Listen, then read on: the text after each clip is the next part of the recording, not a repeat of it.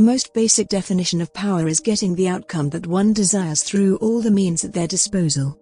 The emergence of a new world order, especially post the Cold War, witnessed harsh criticism against the use of hard, mostly military, power as a tool for the pursuit of national interests. Particularly, the employment of military power in foreign soil has come under very harsh criticism. The criticism has not phased out or minimized the importance of hard or military power when pursuing national interests, but it has pushed countries towards the use of alternative means to attain power and promote influence in various regions across the world. Soft power has been fronted as a reliable alternative to exerting influence through diplomacy as opposed to force or coercion. In other words, soft power is more attraction compared to coercion-oriented. The global system has changed rapidly and significantly, especially in the present tumultuous and sensitive period, with the issues of power being central in most of the interactions today. The environment in the world today is harder and faster, with speed and magnitude giving rise to threats and opportunities.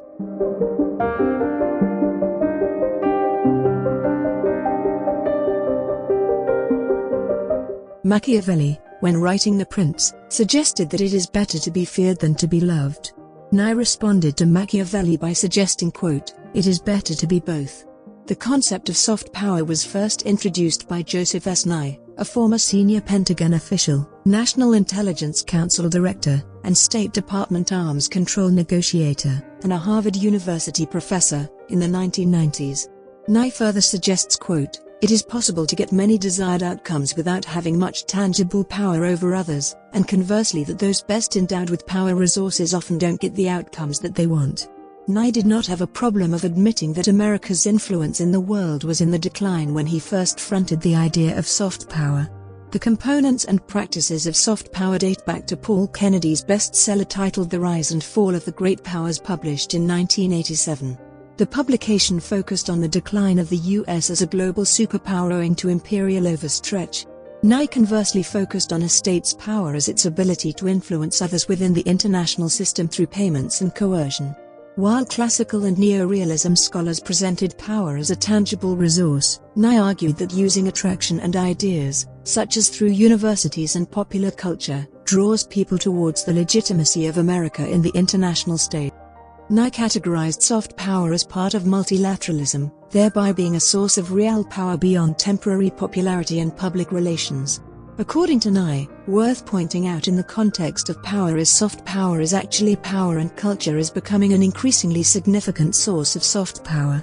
Nye argues that multiple chessboards exist in international politics, especially military, economics, and transnational affairs, which include pandemics, climate change, terrorism, and international crime. Converting these resources into power requires strategies that move beyond military power, since hard power players are one-directional players in a multi-dimensional game. Power assumes three categories, that is, coercion with threats, induction with payments, and cooptive.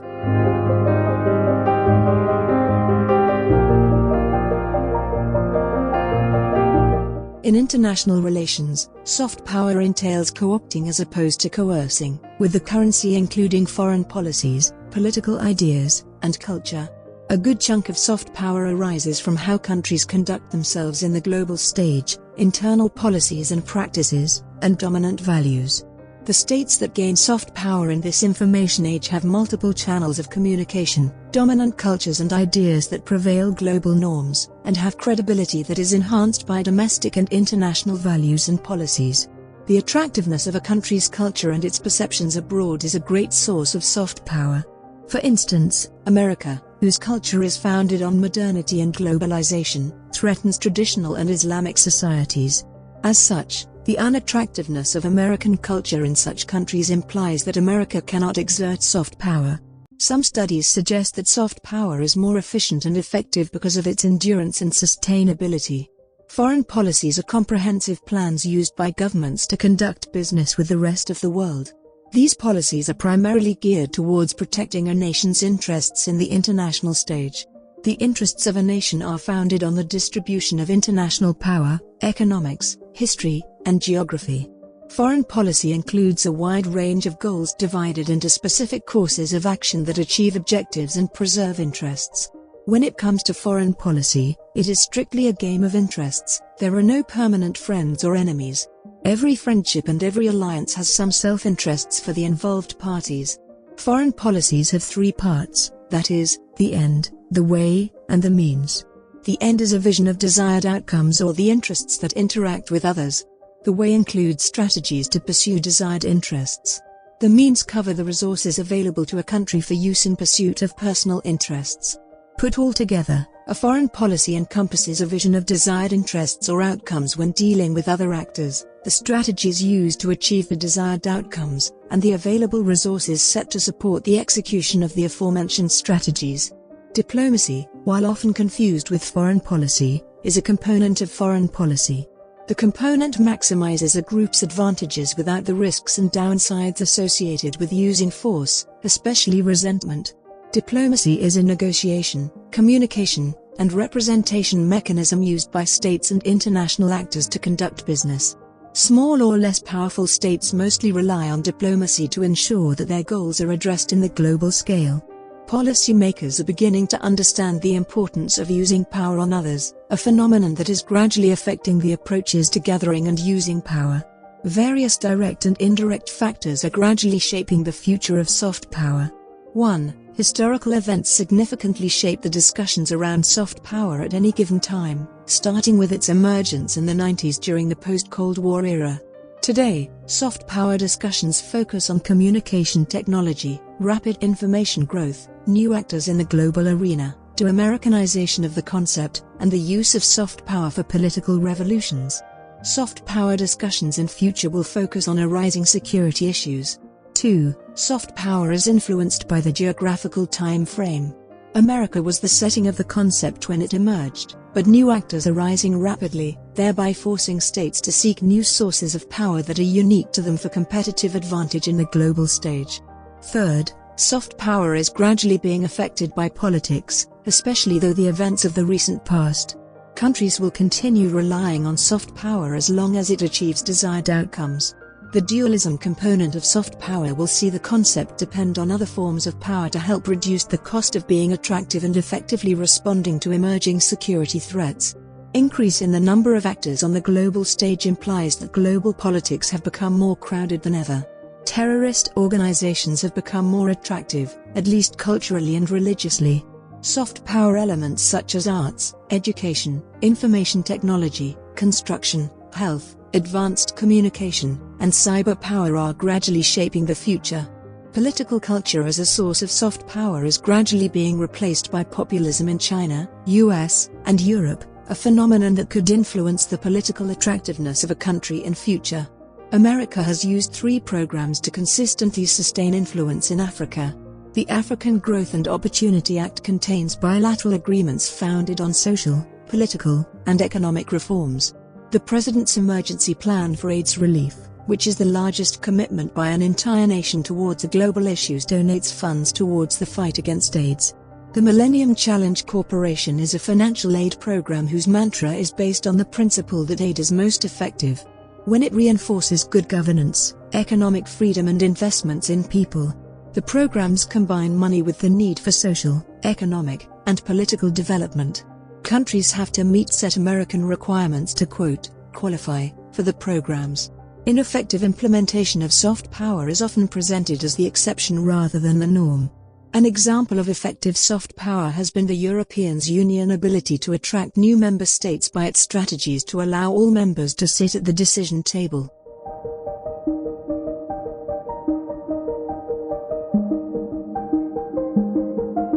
As mentioned, hard power is coercive through military interventions, forceful diplomacy, and economic sanctions. The simplest definition of hard power is power wielded through threats or inducements. A fundamental implementation of hard power is forceful persuasion or coercive diplomacy that aims to change behaviors of a target group, especially through the threat of economic sanctions. America had started using soft power for a while in the post-Cold War era until 9/11, and they went right back to hard power, especially military interventions evident in the Iraq invasion of 2003, the attack on Sudan, and the prolonged war in Afghanistan. After 9/11, America's foreign policy was redefined after it came under harsh criticism. Proponents of America's soft power were tasked with the challenge of explaining why a country that they argued was not on the decline but changed its foreign strategy to soft power while launching global attacks.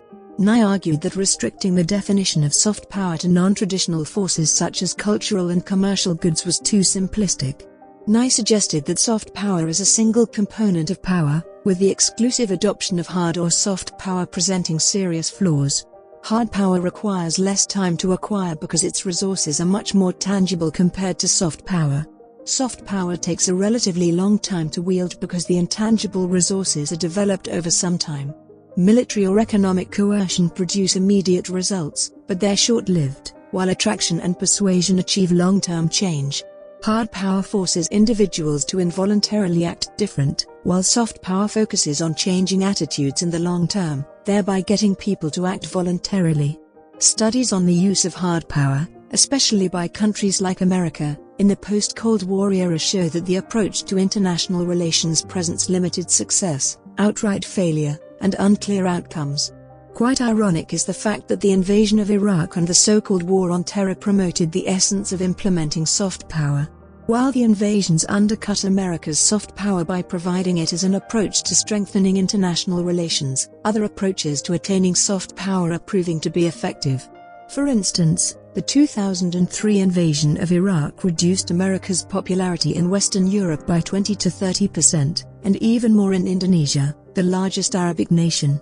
Prior to the invasion of Iraq, public support for the United States was 70% in Indonesia, with the attractiveness reducing to 15% in 2004. Even in cases where a country lost its attractiveness, soft power could help regain it.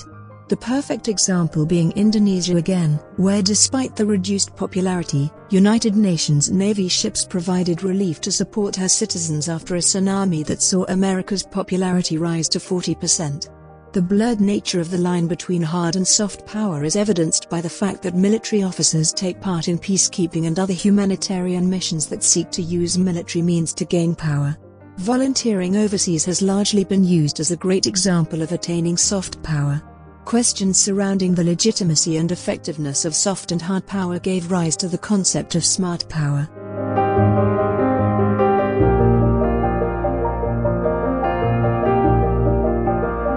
Smart power combines both hard and soft power strategies. The reasoning behind this combination revolves around strategic and simultaneous use of coercion and co-optive strategies to offset the limitations presented by each of the independent strategies. Smart power underscores the essence of a strong military presence, while investing heavily on alliances, partnerships, and influence-oriented expansionary institutions that legitimize one's actions. Studies suggest that smart power is at the center of successful foreign policies today. Smart power encompasses the strategic use of capacity building, persuasion, and diplomacy, combined with the projection of military power in cost-effective ways that enhance political and social legitimacy. In simple terms, engaging the military and all sorts of diplomacy options. Exclusively adopting soft power as a country's foreign policy seems unrealistic because of the related shortcomings, especially the risk of perceived as being too soft in the modern era of globalized world issues such as terrorism. Skillfully balancing the use of soft and hard power in foreign policies is fundamental in the modern measurement of power, which is based on outcomes rather than available or implemented resources. The emphasis of focusing on outcomes revolves around using both hard and soft power resources where necessary to achieve a nation's desired outcomes through any means possible. Smart power reduces the risks associated with over-reliance on either soft or hard power by advocating for dynamic foreign policies. The importance of smart power is underscored by the fact that nations may want to sustain mutual relationships while effectively dealing with threats to national security.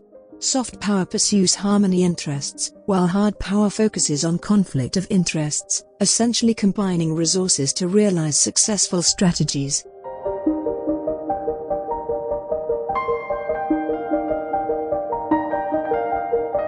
The continued increase of the importance of power has given rise to the need to extensively study power.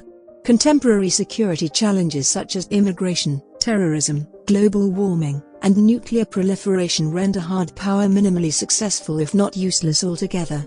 Emerging challenges in international politics, the spread of military technology, The resurgence of nationalism in what was defined as weak states, the rise of transnational actors, and the globalization of economic interdependence have significantly influenced how countries act on a global scale.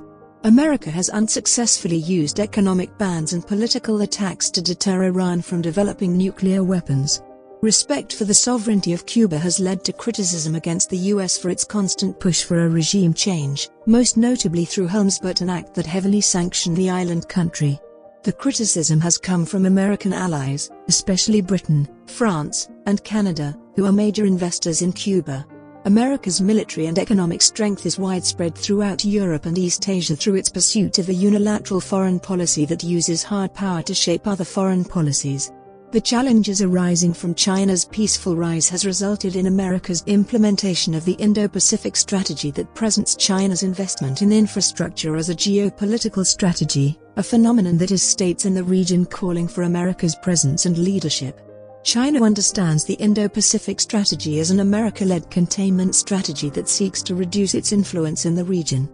Central to the implementation of the strategy is the Quadrilateral Security Dialogue, simply known as the Quad, that comprises of the US, India, Japan, and Australia, a geopolitical tool aimed at balancing China. Each of the member countries have a complex relationship with China, a phenomenon that reduces their commitment towards directly containing China, which raises the unpredictability of America's use of force in the region. Obama's Indo-Pacific strategy sought to manage China's rise by strengthening regional order with the expectation that the implementation of soft power through economic and diplomatic incentives would influence China to play by the rules. Trump's approach assumed a hard power-oriented containment strategy that sought to manage the expansion of China's influence. This, despite the overdependence among the parties, especially economically, raised questions about Trump's aggressive approach in the Indo-Pacific strategy. The Phase 1 deal signed between America and China in 2020 sought to de-escalate the trade tensions. As of 2020, America's debt to China was $1.07 trillion, with China's foreign currency reserves standing at $3 trillion while America's is $120 billion. According to China, America's support for the Tsai's regime, the moral support for Hong Kong protesters, and human rights violation concerning Muslim Uyghur is a clear indication of interference in the country's internal affairs. The Biden administration is quite mixed in the whole China thing, considering the recent Pelosi visit to Taiwan and a pledge for support in case China invades. Japan's war history minimizes its effectiveness in implementing soft power, whereas China's competitive state-led model and authoritarian political system reduces its full utilization of soft power. Some authors suggest that soft and hard power are both poorly defined, with neither supporters incorporating their views or position in a single framework. Soft power could achieve so much, especially with the security issues discussed before, while hard power is flaunted in the case of existing authoritarian regimes. Hard power could also reduce the cost of risky strategies, including regime changes as in the case of Saddam Hussein in Iraq, Gaddafi in Libya, and Omar al-Bashir in Sudan. While these examples are presented as instances of hard power successes, they're all considered as controversial by some because they involve meddling in the internal affairs of independent countries. America's unipolar actions has resulted in a steady decline of its perceptions over the recent past. For instance, refusal to comply with international treaties in Iraq, Iran, Afghanistan, and Libya has resulted in America pursuing personal interests despite widespread objections. The objections include Bush Jr.'s denial of the Kyoto Protocol, America's failure to submit itself to the International Court of Justice, Trump's refusal to support the World Health Organization during the COVID-19 pandemic, and the unilateral decision to withdraw from Iran's nuclear deal, which indicate America's absence from multilateral cooperation.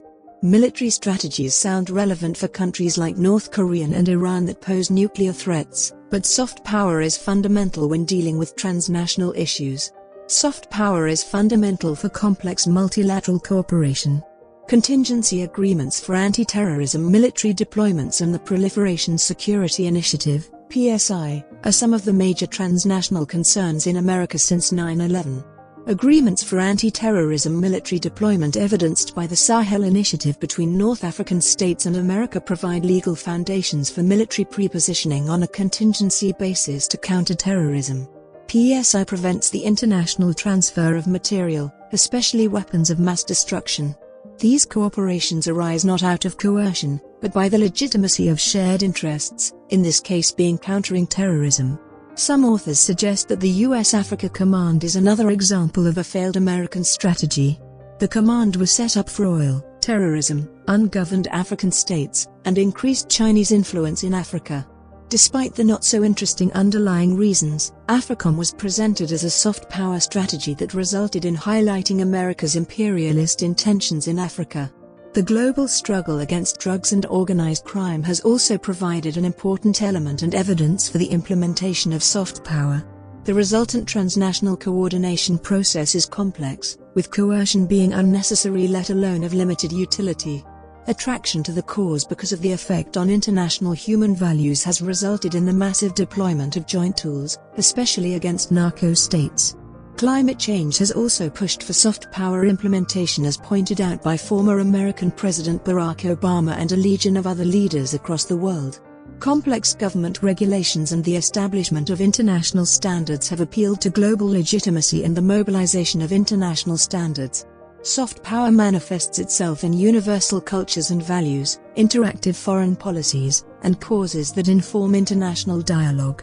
Exercising soft power enhances a nation's or leader's legitimacy in the public, political elites, and the media. Inspiring dreams and desires by appealing to shared values draws a lot of international influence. Soft power, especially that based on shared values, elicits information about a country's aspirations. The efficacy of soft power as an approach to learning about other nations improves openness and democracy. Soft power strategies need to appeal to internationally held values, with human rights being the most potent of these. The Global Information Society provides reason for countries to invest in research facilities that monitor and contribute to global information flow. Foreign policy is fundamental in the creation of transnational networks that are important when exerting influence.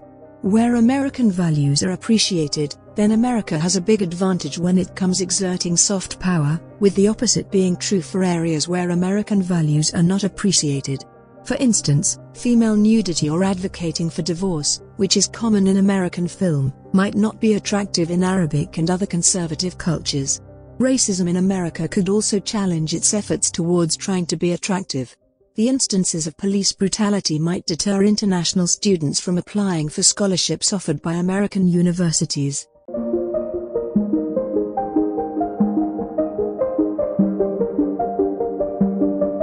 The critics of soft power argue that it mostly revolves around cultural fads, including wearing blue jeans and drinking Coke, that do not influence major issues. These critics suggest that in instances where a country's culture doesn't translate into soft power, then the country becomes unattractive. Also, the attainment of desired outcomes is heavily dependent on other factors that are outside the scope of states that wish to acquire influence and power. The benefits of agenda setting as an outcome of soft strategies takes too long to materialize, sometimes way after the seeds were planted. The amount of time it takes to build soft power is as considerable as the one it takes to ruin it. Easy come, easy go. The criticism of soft power is mostly loud after dramatic acts of aggression, such as 9/11 or Russian invasion of its neighbors, to call for military responses. NIA does not discredit the need and use of military power but emphasizes that attraction and legitimacy achieve more desirable outcomes compared to fighting. Soft power leaves room for smaller, less powerful, and less affluent nations and international organizations.